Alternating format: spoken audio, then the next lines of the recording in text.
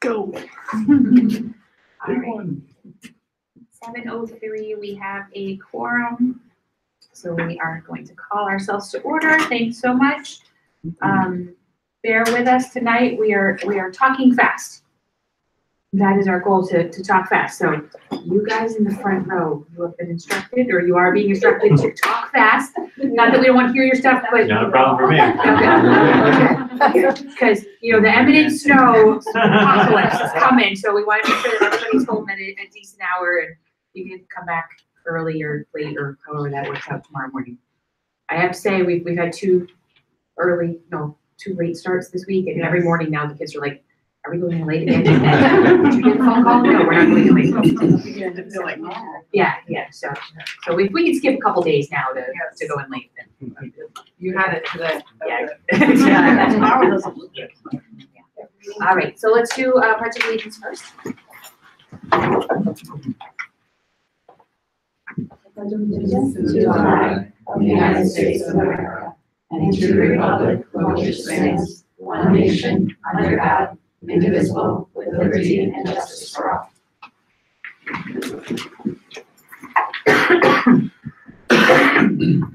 Any public comment? Good.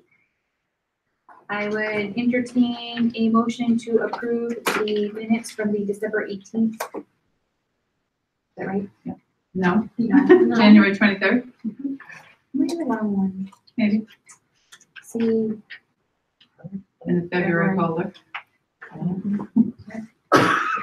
There's one in See, there. you can only do so well. What happened? Keith.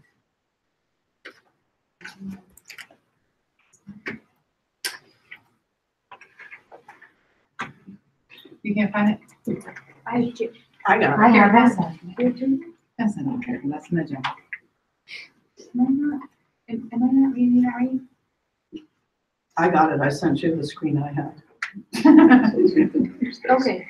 It's yours. Oh, I got it. No, The link is I did it. I shut it down. No, I don't have It the, is? You don't have the agenda? I don't have the right Oh, agenda in my oh. drive thing. Oh, I see. what Are you you're sure go all the way down? saying. I don't know.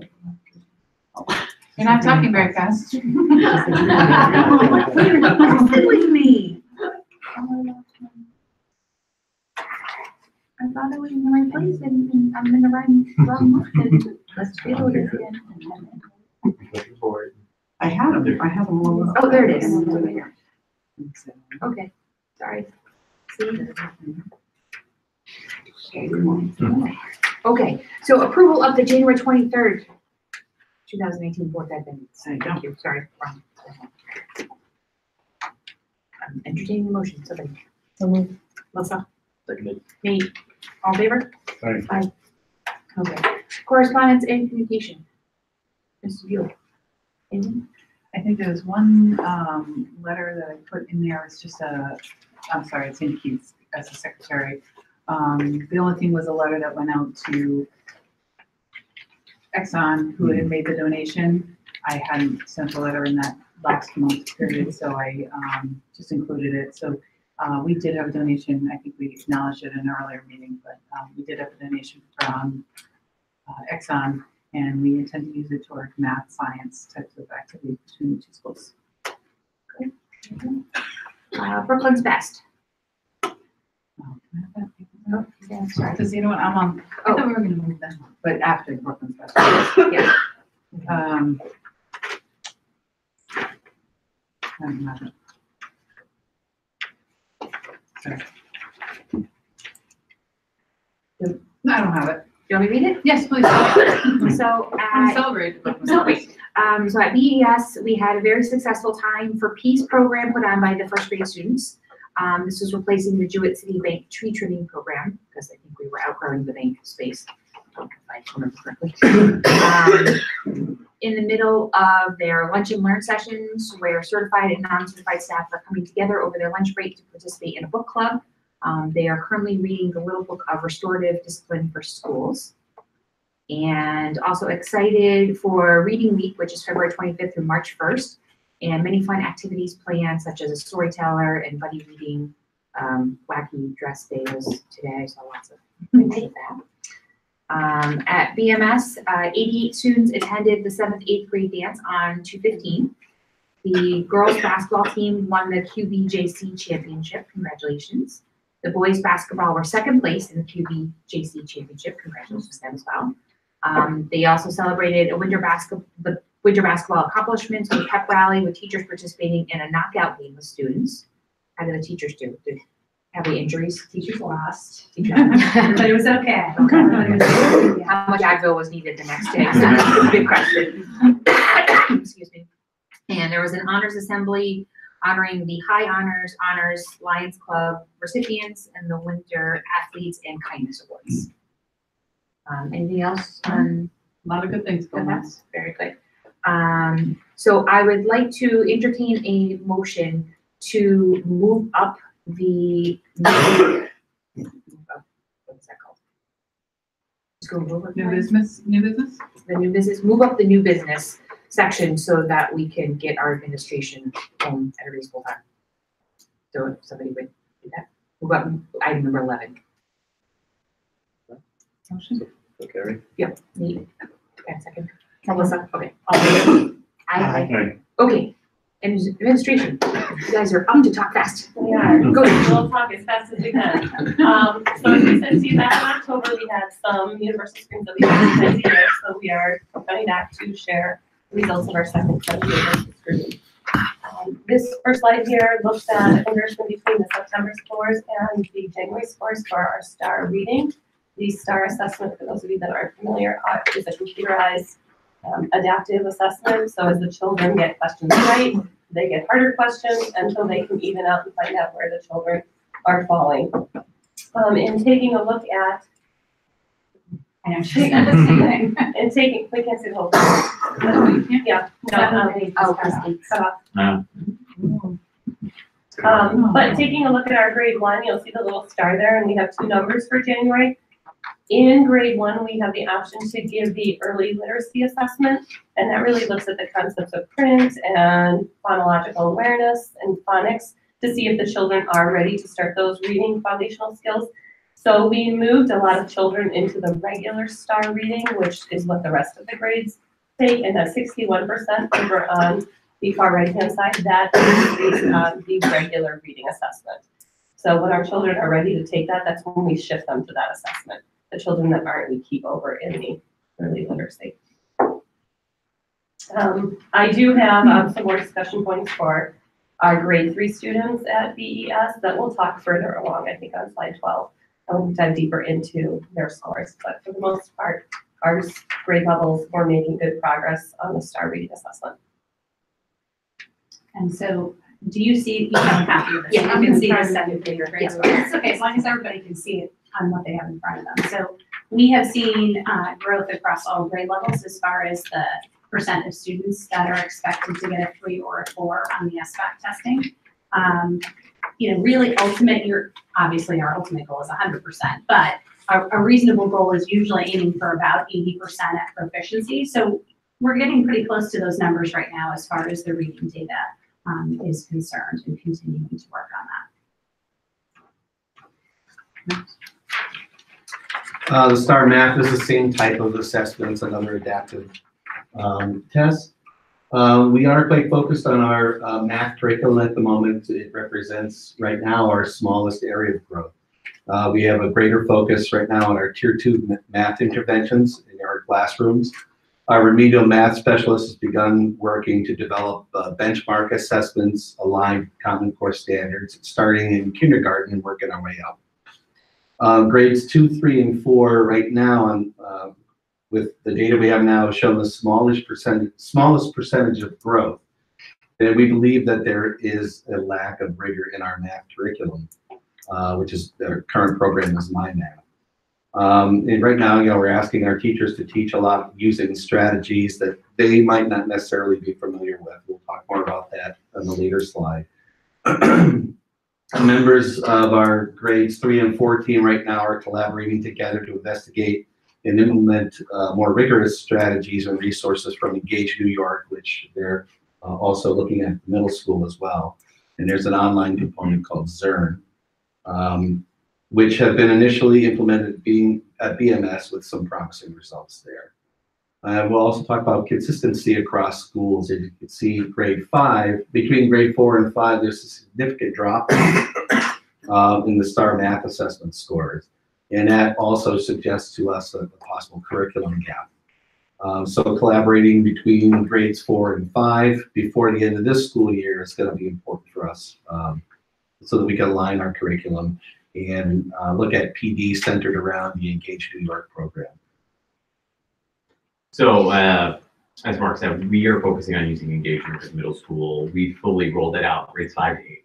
While we are still not where we would like to be, we have seen some significant growth. 5th grade, we've talked about in order for students to perform at proficiency in 5th grade, they actually need to be to 6th grade level. They need to be the 90th percentile according to STAR. So that is a very high bar. So the fact that we've had 6% growth there is significant. And when we look at the graphs after that show each individual student, you're going to see that we're shrinking these kids in the red, the kids in level 1. And the yellow part has, the portion of kids that are in the yellow has grown. So there's some growth within that too. When we talk about the growth percentile, we'll kind of refer to that a little bit more. But in 6th and 7th grade, we've seen some significant growth. 8, we've seen it slip a little bit. We're working with our 8th grade students. They think that they're done with school. They're not quite there yet. But we're very happy with what we've seen so far. And all of our teachers are in professional development with outside people coming in for math, and they've been able to work together, get into each other's classrooms and observe, and we've seen it be really powerful for them. So we're happy with the direction that we're moving in. We're not there yet, but they're making growth now. So And just an anecdotal piece on that, hearing some of the dialogue between our teachers. So when we started the Engage New York materials, there was a little bit of resistance at times from teachers of, this isn't my style, this is a little bit different. And we're hearing a lot of teachers say, like, we haven't heard kids talk about math like this ever. And so those are really exciting conversations for us to kind of eavesdrop on, because we popped into one of the math PDs and they had just done an observation in the colleague's classroom, and they were talking about some of the rich conversation around math that's starting to happen. So it takes time, but we're pretty excited about some of the growth that we're starting to see in the rigor that's building. Our teachers are very excited about it as well. Which is great. And they mentioned also the rigor of the program, challenging for students on a different level than the My Math curriculum is. So these next handful of slides are really the same data, but just broken down in another way so you can take a look at it. Really looking at the red being the students that need the most intensive instruction to move forward. Keep in mind when you're looking at this, the grade 1 from fall to winter, we're looking at 2 different assessments here. Okay, the grade 1 fall was all that early literacy assessment, so there's a different group of students that we're looking at with that. But I think overall for our 2nd grade students, we can see a huge decrease in the amount of students that are in the red. We went from 26% down to 14%. Now, do we want to continue to move those children along? Absolutely. We're not quite where we want to be yet, but we are seeing the growth in moving the children from one level to the next. And we see that again across the board with our 3rd grade students in the left-hand side and our 4th grade students for reading.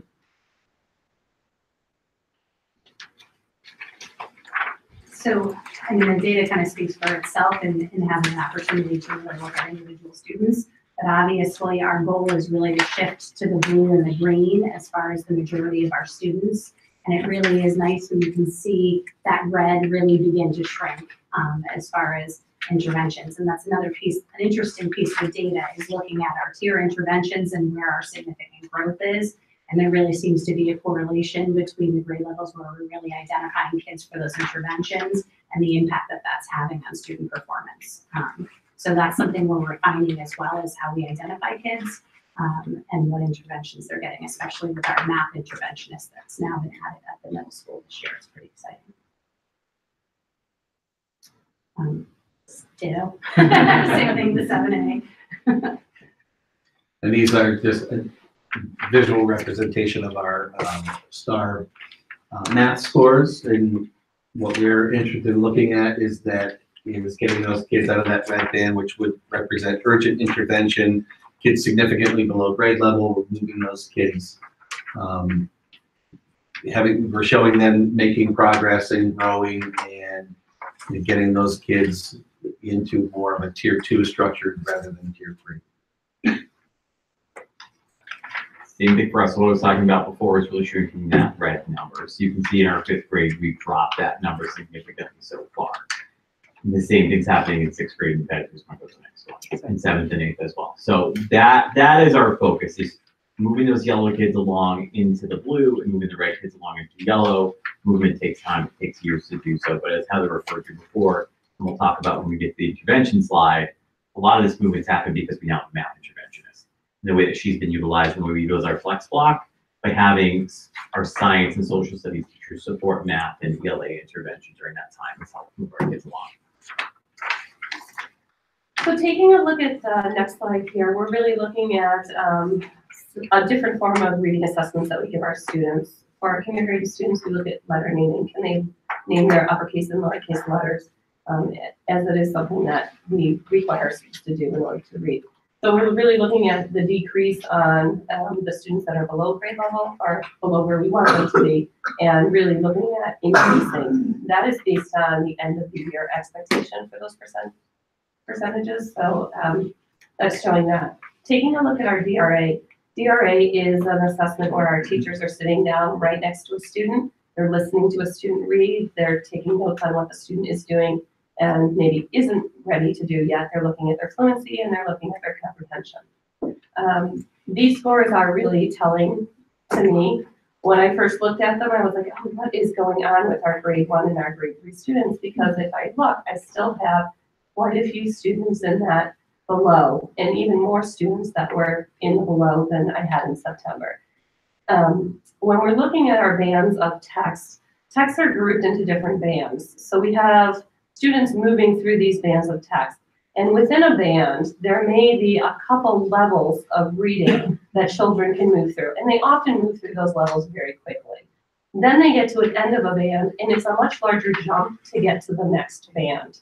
Okay, when I looked at the grade 1 and the grade 3 data, we found that the grade 1, a large portion of those children that are in the below are at the level 6. The level 6 DRA is the very end of that band. So the skills are more complex that they need to do to move to that next band. Okay, so it's very logical that students get stuck there. Now, once those students move out of that level 6, they're going to fly through the next couple levels, and then they're going to get stuck again when they're asking, or when teachers are asking those students to do higher literacy skills within that. And it's the same thing with our grade 3 students. They're really stuck. We have 11 students that are really stuck at that level 28, which is a tough level to pass to move on to the 30. Now, once they pass the 30, they'll very quickly go to the 34 because it's within that same band of text complexity. Okay. So I do think that although those numbers look a little alarming, I do think once those children jump those bands, they're going to very quickly move through them.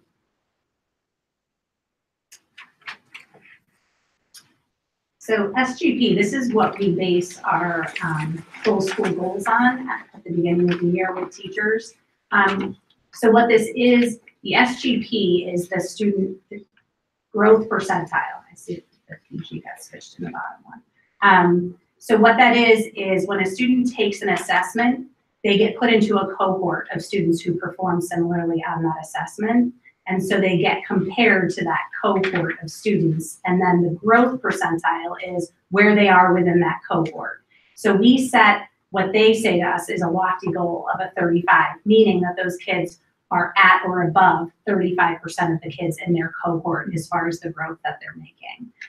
So we set that goal. Currently, we're actually going to be having some PD around questions that teachers have about that, because we're really trying to develop a whole school goal that we feel is indicative of the growth that we're trying to make. So this is what we use. We're not 100% sure that this is the answer to figuring out our growth, but it is a way of measuring growth. And so when you think about a really high performing kid, a kid who might be performing grade levels above, this allows you to still compare their growth to those that are scoring similarly. So we set that as a 35, and then we look for having 80% of students in the grade level performing at that 35 or higher. And so this is where our numbers are right now. Most of our numbers are in the 60s to the high 70s, which means we're working towards that 80%. Kids can obviously slide within that. It doesn't mean once you hit that, you're going to stay there. So there is a lot of movement within that. We're still asking a lot of questions about this data because the teachers have really good questions at this point of what this number really means. But we did find that kids that were put into certain bands of like predicting that they were going to be proficient or above, it's actually pretty accurate. For a test that takes about 30 minutes, it was pretty accurate as far as determining where our kids were going to perform on SBAC. So it is useful data for us. But this is where our kids currently are in the winter benchmark as far as their SGP. This slide is just a schedule of what we do in our tier 2 and tier 3 interventions. At UPS, we have our tier 2 interventions are taking place in the classroom. They are happening, each group of students that are in tier 2 intervention has a targeted skill or concept that they're working on. Over a data cycle lasts 6 to 8 weeks. And during that time, each week the kids are working in intervention groups 3 to 5 times per week. Each time they meet for 20 to 30 minutes. Every 2 weeks they do a progress monitoring, so we're keeping track of their growth. Our tier 3 interventions happen 5 times a week, 20 to 30 minutes per session, and their progress is monitored on a weekly basis. Our tiered interventions tend to be more quarter-based because it's scheduled in for students. So for tier 2 students, it's happening 3 to 5 times per week. That might happen through flex time. And flex time would either be with one of our core academic teachers or could possibly be with one of the interventionists. For tier 3 students, that's often with the interventionist. That's happening in a pull-out. They're often taking out science or social studies or related arts, and that's where they get that intervention time. So as we mentioned before, this year we've added in the math interventionist. So that has enabled a lot more targeted intervention to happen for those students. And she really maximizes her time. I mean, she goes well beyond what she's scheduled to do. She goes above and beyond, and she's been a great addition to the school. Not only is she taking kids out of classes, but she's also pushing and giving teachers advice from there, which is This is just a representation of what our tier data looks like across the board. The way that these children are decided are basically through our universal screens and classroom-based assessments of who's going in and out of these. Our hope is that these groups become much more fluid than what we currently have. We have so many children that are in the red that they're staying there because they need a lot of extra support. The hope is eventually that these numbers get much more fluid where children are coming in and out for those very quick, what Mark has said, those 6-week cycles. But until we get those children up where we need them to be, they're going to need that extra support for a little bit longer. Our remedial interventionists, they do work with the classroom teachers on developing goals for the students that are in tier 2 and tier 3.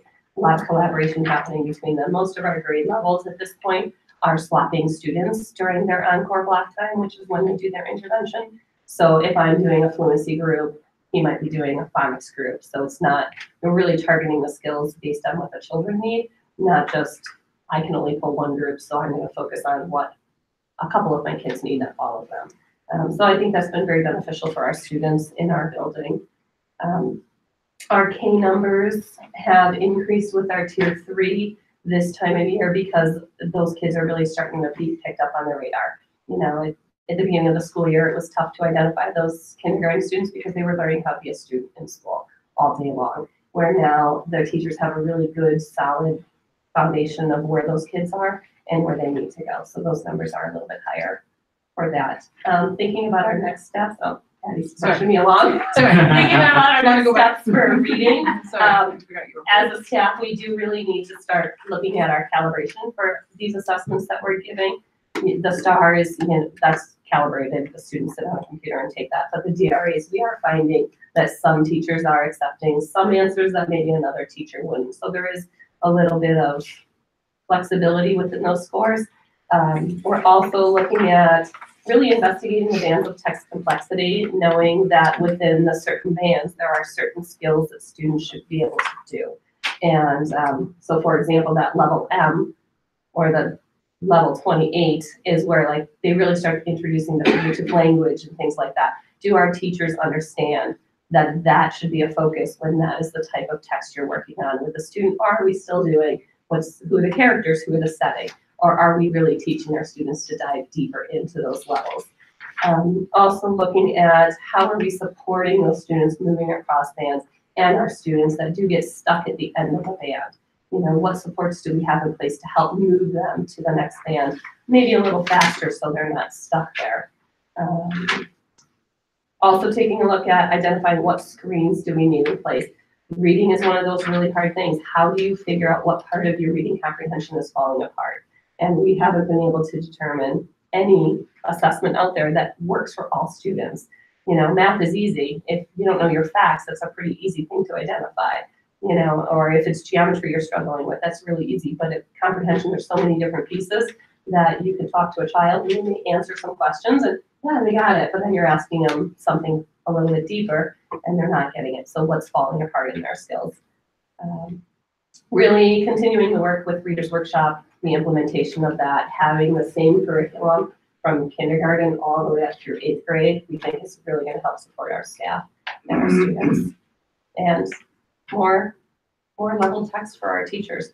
I think as we're diving into this program, our teachers are saying, I need more of this level, I need more of this level. And they've had these children in their classrooms, but they're really starting to take a look at the levels and making sure that children have those just right books in their hands, so they are practicing the skills that are appropriate for them.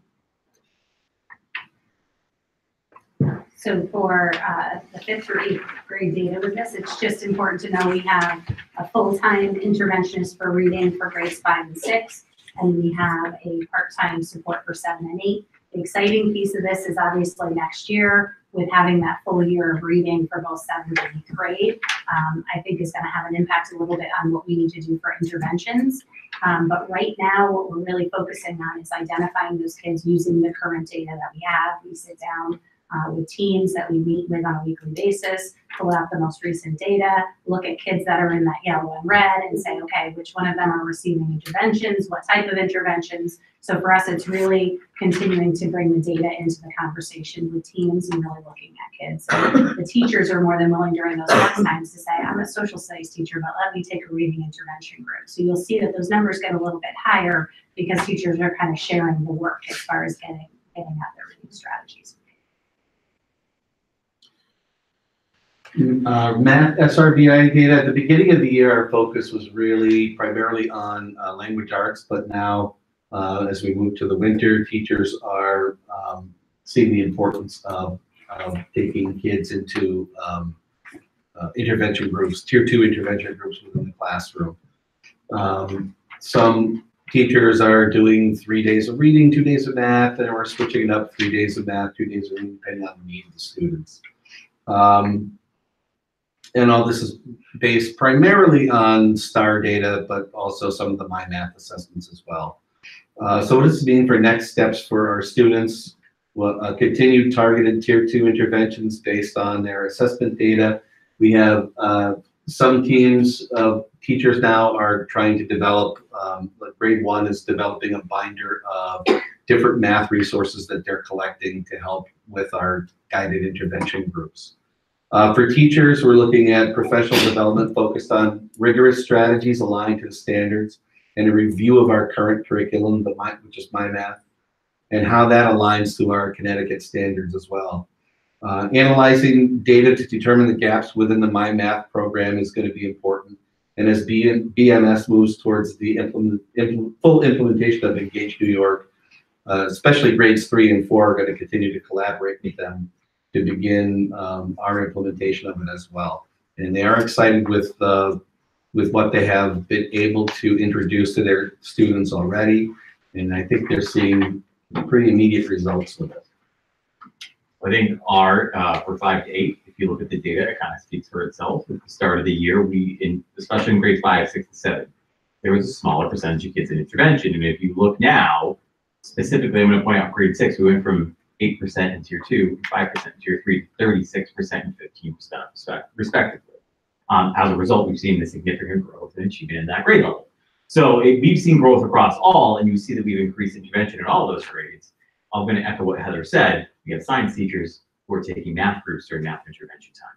And so it really goes back to data. And we've emphasized with our team that we need to be collecting data so we know where to provide those interventions. With math, very targeted. You can go back and look at certain skills and certain strands where kids need to have some small interventions often. increase their proficiency. So that's what we've been able to do, and as a result, we've seen that jump in achievement for kids. So they also did want us to mention that they not only are they seeing an increase in their ability to do the competition, but they're also able to have deeper conversations about math as well, which is just as important because that's going to develop that conceptual thinking over time. So we're very happy where we're moving with it, and we want to continue to provide intervention as needed. I'd like to interject. Thank you to the administrative team. I think that their leadership is changing the land of education here, especially interventions, our use of data. And I want to also acknowledge that the teachers are looking at this, and they, if they're seeing something they're not really happy with, they're anxious about this. And so, good or bad, this is what it is. And I believe that we have celebrations in every bit of this data, and we have growth in every bit of this data. And so I think everybody knows that, and everybody's working in the same direction. I think it's a reflection of the leadership and the direction that they're taking their teams, and hard work on behalf of all of the teachers and interventionists, and our kids. Obviously, our kids are working hard. I'm pleased to see this and their understanding and their efforts behind moving the students and the student achievement along. That's what our job is. So. Can I ask a question about, and I'm sorry if you mentioned this already, but on grade 4, that's a pretty significant drop from fall to winter, right? 16%. Achievement? Oh, intervention. 16% to 1% and 5 to 2. For Isn't it grade 4? Grade 4 tier. For SRBI tier. I think that, I don't think, our grade 4 has really done a lot of focus with the reading right now.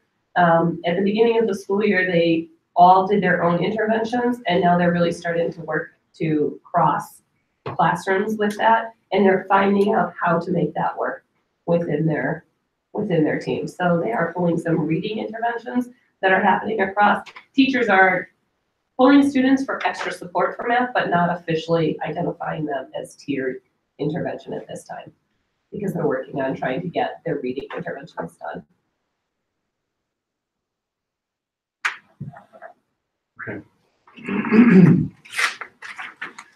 So I'm just looking at the reading one. The reading went down too, though, right? So if we're focusing on reading, I would think the reading would go up. So The 16. math was going down. That's not math. I was just going back to reading. I don't know, just. It did. Reading for tiered data for our tiered intervention. So, and I've been trying to get this point across, and it's very, very hard. Our teachers want to support all the students they can. The true SRBI model by the state says that you should have 3 to 5% of the students in tier 3 and about 12 to 15% in tier 2. In order to provide that true intervention, let's say tier 3, for example, you should be working with no more than 1 to 3 students at a time. That way they're really getting very targeted instruction just for them. As you can see with some of our numbers, we are extremely high with our interventions. Our teachers are sitting there with 7, 8 kids in a group. That's not true tiered intervention the way SRBI is designed and put out by the state. And I think we've had that conversation over and over again with our teachers is we understand you want to support everybody, but you're doing a disservice to these students that you're working with if you have 8 students in your group and you're supposed to have 1 to 3 students because they're not getting the attention and the really intensive instruction with such a large group. So I would say maybe my 4th grade group is the one listening the most to that, but I don't want that data to show that they're not pulling those students because, we're in the classrooms all the time and there's small group work happening. Those teachers are working with those students, regardless of whether they are formally identified as a tiered intervention student or not. The structure of our SRBI in tiered interventions is very different this year than it has looked in the past as well. So it's there's a little bit of a learning curve as teachers get used to how we want them to conduct interventions and target their groups, and so there is a little bit of a difference in the numbers. And some it takes a lot of analyzing the data and organizing which students are in which groups, which interventions that you want to conduct for the students. A choice between math and reading sometimes, and so the focus changes a little bit, but it's getting there. It's a work in progress. Anybody else have any questions about the data that was? Well, I just have a quick question. Yep. So with regard to the student growth percentile, the goal is that 80% reach the 35th, correct? Yes. So what if, and you're basically grouping them in cohorts based on achievement level or testing level, the data? Yes. So the program does that. So Okay. it's a pretty involved calculation. I kind of simplified it, but it actually takes, I think what it is like their most recent assessments and kind of uses a calculation. with So my those. question is, in that calculation, do you take into account that the students who are lower achieving will revert towards the mean? They might see more growth than somebody who might be average? I would So- say that would be part of their calculation in terms of, because they're grouping cohorts of kids together. So the students that are significantly below grade level as far as the norms, those students would be grouped together. So typically our goal would be either those students make significant growth to close the gap, Right. right? Or that those students may be growing at a slower rate in general. So I think that's part of the cohort, like bringing the cohort together. It's kind of a mixture of those students performing at that level. So it's comparing them to like peers. So for our high Correct. performing students. So you would expect that group would move more quickly That's what we towards the hope. mean. Yeah. And so then it would superficially not show the growth that you would see from the average students who are in a different cohort, right? So that Right, you're not, growth would be different, right? right?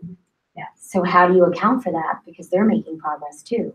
Right, so it's comparing them to like me. So if I have a student who is below average, it's grouped with all the below average students nationally. Yes. And so that cohort moves. So it's comparing them to those cohorts. So a student who is scoring a level 4 and a student who's scoring a level Right. 1 could both be in the 99th percentile because they're growing at more than 99% of their peers. So it's not saying that that level 1 student is growing fast and that level 4 student's not growing Right, as I much. understand. Thank you. Anything else? Just another quick question. Yeah. I just wanted to know about the evidence-based practices that you're using. You talk a lot about the interventions, but really didn't describe them. Can you just give me a summary of what you're doing? Sounds like you're doing great work with them. Well, I think for our reading, we had a lot of our special ed teachers and the USC tools and some of our parents trained this summer in Horton Gillingham. So there's some of that going on. Every special ed teacher is trained, and there's a parent in each grade level who has trained. And are you using technology as an intervention? Any of the Some, Rainbow or yes. Fast Forward or any Yep. of those? Yeah, we have, and our math intervention was trained with Math Recovery this last summer. So she's doing some of that with her work. So it really depends, and I think that's still what we're trying to figure out, along with our progress monitoring and our universal screens, like how do we really find the intervention that works best for each child? Because we know there's not one intervention that's gonna work with everybody. Thank you. So, I mean, at the middle school, we have, obviously reading specialists that are doing the reading intervention, so also trained in the Orton Gillingham. We still have some that are trained in Wilson, which is connected to Orton Gillingham. Read Naturally is one that's used as far as fluency practice. We're piloting one that's called Reading Plus. We piloted it a bit last year as well, which is a silent reading intervention program, which is truly appropriate for middle school age students because a lot of the reading that they're going to be asked to do is silent reading. So that's one that we're piloting. We found some really nice growth with our pilot that we did for that last year. As far as the math, that's really a work in progress for us being new. I would say we hired the right person who really has the middle school background. She has started using Easy CDM, which is a way to monitor some of those kind of discrete skills because there is the beauty of, when we think about the old CMTs with 25 strands, we could really target. That's become much more difficult with the current SBAC test because we don't get it broken down for us like we used to. So Donna and I have some great conversations, and Josh, about, what is the best way for us to do this? Is it timely with what's going on in the classroom and filling in those gaps as we go along? Or is it trying to assess where the gaps are and kind of doing it outside? So we're trying to do a mixture of those two things as far as supporting the instruction in class, but also trying to figure out where those gaps are along the way to fill in those gaps with kids. Okay. Anything else that you wanted the administration to do? Go home. You are free to finish your. Thank you very much. Expect to call in the morning. Thank you. Thank you, appreciate it.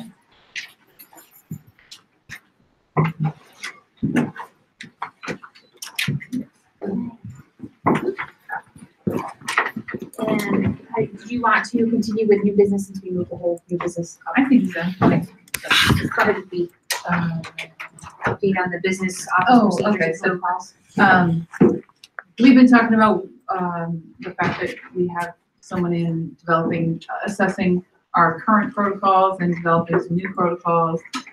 We're still in that phase.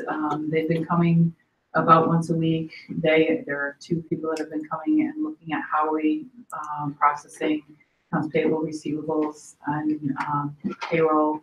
So fine tuning some things that they are looking at, fine tuning the way we're using the accounting software. And so I feel like we're making progress. There's still progress that needs to be made, but I appreciate where they're coming from, and they have, they live in that world. And so I've been pleased to see what's the work is that's coming out of that. And the Connecticut Collaborative Health Insurance Plan. Yes. So that's something we've been talking about all along the EastCon. There's a group of people, 6 communities. Most communities have their local government and their board joining the collaborative. Some are just the board joining the collaborative. And so at this point, I have communicated out to all of our union groups, as well as the public as a whole, but and we're ready to, I would ask that the board approve us moving into the collaborative. As you know from the budget process, there's significant savings to joining that collaborative in this first year, but we hope that over time that being a larger group of people that go out for insurance, it makes the bidding process a little bit more stable. And so this year, for example, our increase in health and dental insurance is less than 1%. So as compared to last year, which was a 15% increase. So I'm very pleased, and I think it's the right way to go. The town is doing the same thing, but we have to formally make a motion and decide to do that. Okay, so I would entertain a motion to have the Board of Education employees join the Connecticut Collaborative Health Insurance Plan, CT CHIP. Me? Second. Melissa, second. Any other questions, comments? All in favor? Aye. Very good. Thank you. Very good. Okay, so now we're gonna go backwards to 7. Okay. Current budget? Sure. Just a quick update on the current budget. As described already, we are working pretty closely with the accountants that are coming in and reviewing the current budget and as well as the procedures and protocols. We're on track to, we're not over budget, we're not terribly under budget, so I think that we're moving in a reasonable fashion. I have sort of put a freeze on the budget just for, just scrutinizing every first order that comes in. Most things that were budgeted for have been purchased. If they're for instruction, they've already been purchased. We know there are some expenses that are still going to come before the end of the year, but just kind of watching that very closely down to the end. So, but I think at this point we're on track for ending the year in the black and positively. And anything with grants or high school tuition or enrollment that's of significant? Nope, not really. The high school enrollment report was updated and those numbers are fine. The regular enrollment report is updated and it's pretty stable. The enrollment's pretty stable for both high school and our general enrollment. The numbers fluctuate slightly, but nothing dramatic. So it's just kind of status quo. The technology need at all? No, I don't, they did meet, I don't think that, board representation was there, but they did meet and they reviewed the outside evaluation that was done by Apex Technology, and some of the recommendations that were made as a part of that report are reflected in the, budget, request as we move forward, as well as the capital improvement request. Okay. And the building committee was formed? Has not been informed, that I haven't been informed that it's been informed. You're on it, but yeah. I know there's a little bit of a question about that, so, okay. And any other internal committees that I don't think? No, well, I mean, we had a budget workshop earlier. Yeah. That we'll get to that point. Well, the transportation committee, we did reach out to the engineer. We haven't connected yet with the engineer to look at what is the traffic pattern here and what some of the recommendations might come from an engineer in consideration of what the parents and the committee have thought about. So once we do that, I'll follow up. All right. Board of Finance met last week, talking about budget. They got the, excuse me, the reporting from the accountant. So they've working on reconciling everything and moving forward. They're just planning now for all of the presentations for all of the groups to present their budget to them. Patty and I were in attendance and we said that we could move our Board of Ed presentation up to the 20th of March, I think it was. Yep, March 20th. March 20th, to help out with they had some scheduling that they were trying to work around based on how our workshops had gone. So we thought that we were probably in a good spot to be able to do that.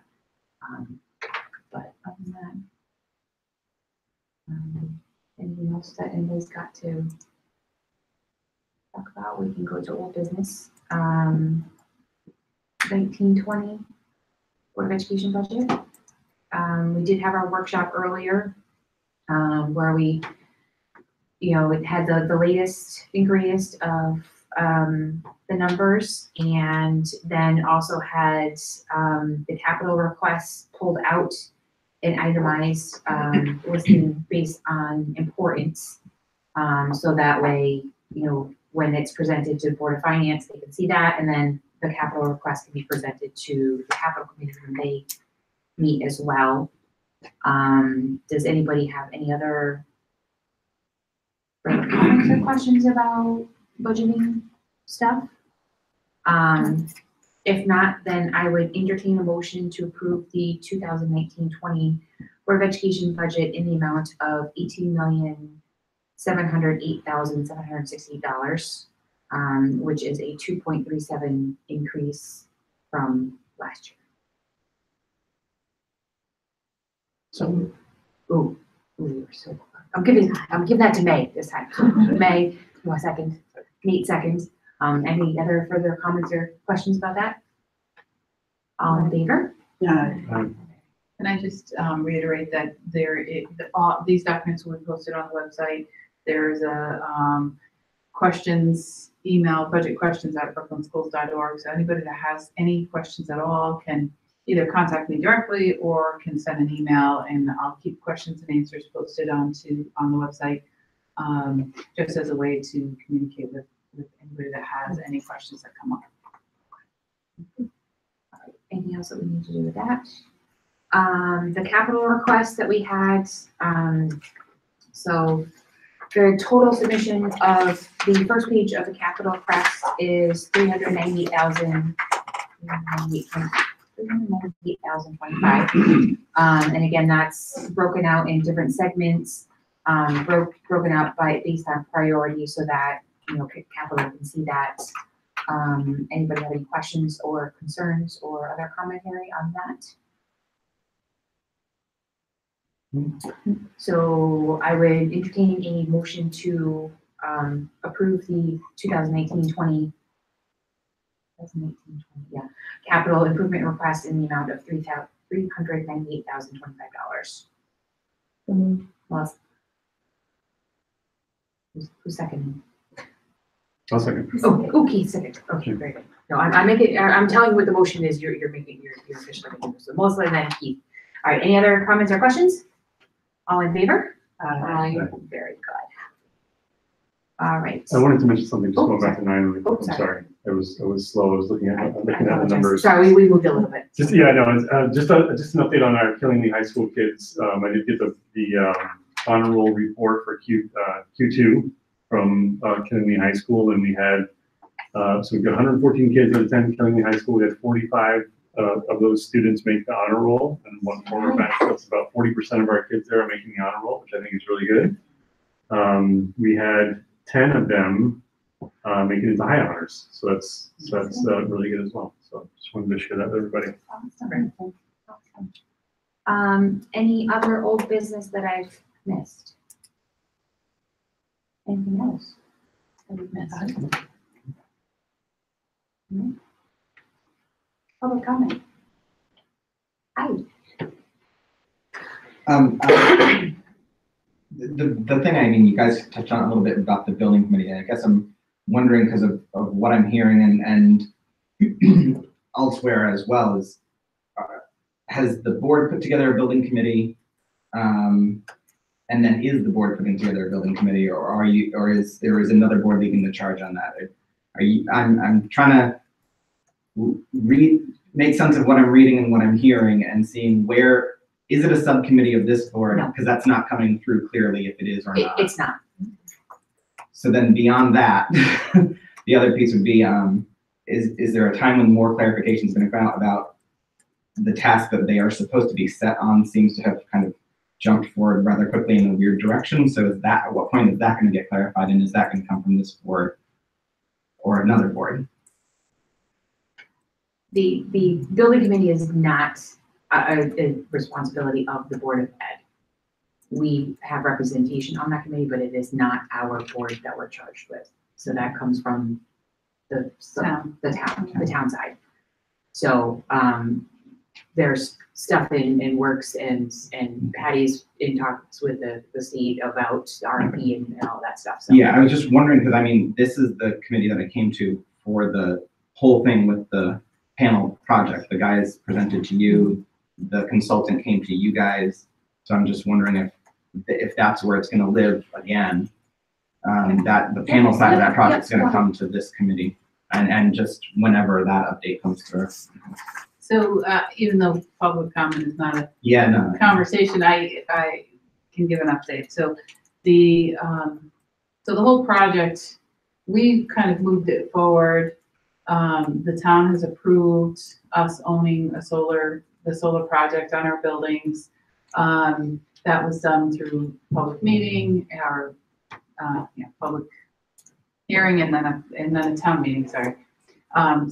So that piece is in place. The next part of that becomes, so who's going to move this project forward? And so we have made a recommendation to the first selectman about committee membership, and from our side, and then there are committee members that are going to be recommended from the town side.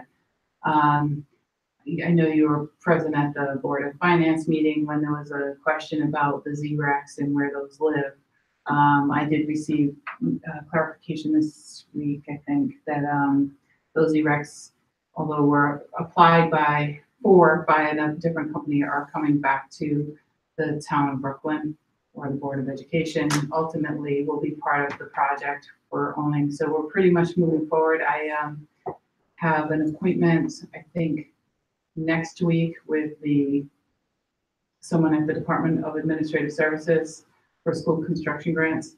So we're going to take our paperwork up there, what we have in place, and at least do the initial, kind of get the initial blessing from the state and some guidance from the state We did put an RFP out for project management of that project.